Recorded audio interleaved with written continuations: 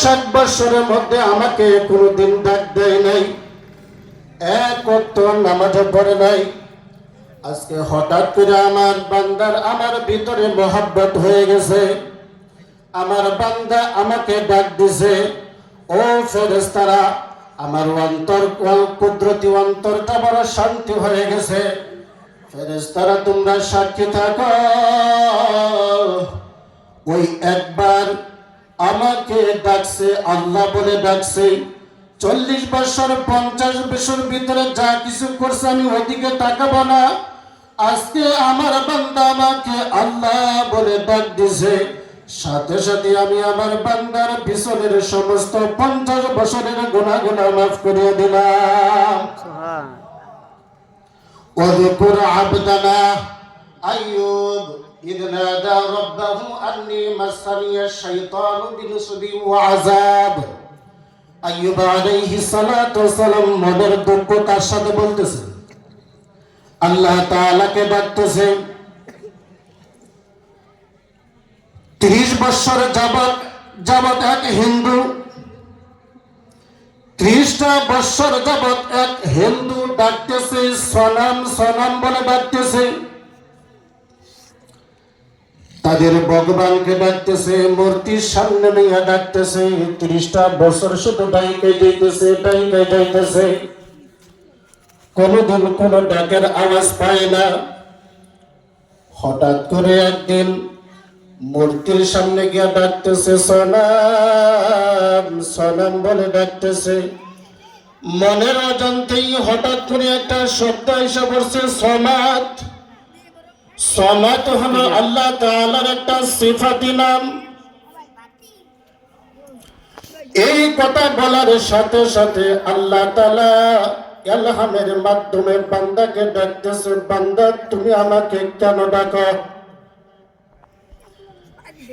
ও বান্দা তুমি আমাকে কেন ডাকো?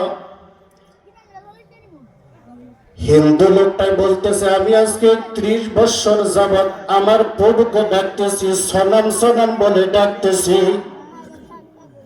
আজ পর্যন্ত আমার কথার কোনো জবাব পাই নাই। আমার মুখ দিয়া হঠাৎ অজান্তেই আল্লাহর সিফাতি নামটা বাহির হয়ে গেছে।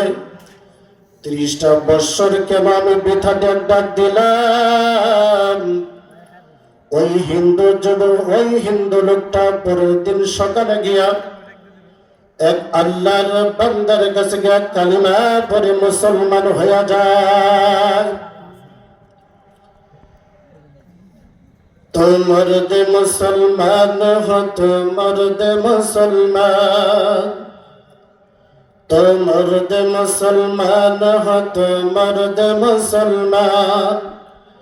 एक हाथ में तलवार हो, एक हाथ में कुरान, एक हाथ में तलवार हो, एक हाथ में कुरान। या रब मेरे आँखों में समझ आए मदीना,